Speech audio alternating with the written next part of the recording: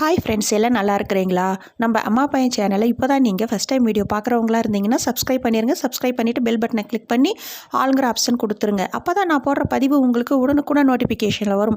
அப்படி நோட்டிஃபிகேஷனில் வந்த உடனே அந்த பதிவை பார்த்து அதனோட முழு பயனையும் நீங்கள் அடையணும். அதுதாங்க என்னோட விருப்பம். ஓகே ஃப்ரெண்ட்ஸ், இன்றைக்கி நம்ம பார்க்க போகிற பதிவு ரொம்ப முக்கியமான பதிவு. என்ன அப்படின்னு பார்த்தீங்கன்னா, இந்த சர்க்கரை நோயால் சின்னவங்கலேருந்து பெரியவங்க வரைக்கும் ரொம்பவும் அவதிப்பட்டு இருக்கிறாங்க. அதுவும் சர்க்கரை நோய் வந்துட்டால் நாம் காலை மதியம் இரவு இப்படி சாப்பிடும் பொழுது, அது டிஃபனாக இருந்தாலும் சரி, சாதம், மதிய உணவு எது எடுத்துக்கிட்டாலும் நம்ம சாப்பிட்றோமே, நம்ம சர்க்கரையோட அளவு அதிகமாயிருமே ரொம்ப கவலைப்படுவீங்க.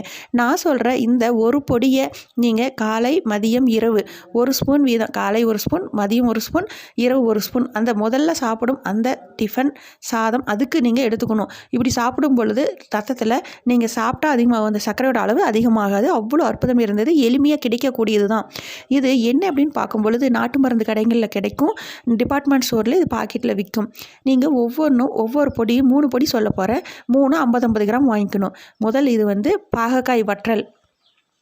அது வந்து நீங்கள் வத்தலாகவே விற்கும், வாங்கிக்கோங்க. 2வது மணத்தக்காளி வத்தல். 3வது சுண்டைக்காய் வத்தல். இது 3 50 கிராம் பாக்கெட் வாங்கிட்டு வந்துட்டு வீட்டில் கொண்டுட்டு வந்து சுத்தப்படுத்திட்டு நல்லா காய வச்சு பவுடர் பண்ணி வச்சுக்கோங்க. லைட்டாக வறுத்து பவுடர் பண்ணிட்டிங்கன்னா நல்லா மணமாக இருக்கும்.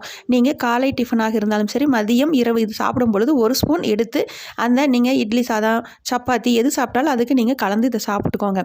சட்னி எடுத்துக்கோங்களா, அதுக்கு பதிலாக சாதம் வந்து பொடி போட்டு லைட்டாக ஒரு அரை ஸ்பூன் மட்டும் எண்ணெய் விட்டு இது சாப்பிடுங்க. இப்படி சாப்பிடும் பொழுது உங்களுக்கு ரத்தத்தில் சர்க்கரை அளவு நார்மல்னு வரும். ஓகே ஃப்ரெண்ட்ஸ், இதே போல் மேலும் ஒரு சக்கரை பதிவில் சந்திக்கலாம். Okay friends, okay bye. Next வீடியோவில் பார்க்கலாம்.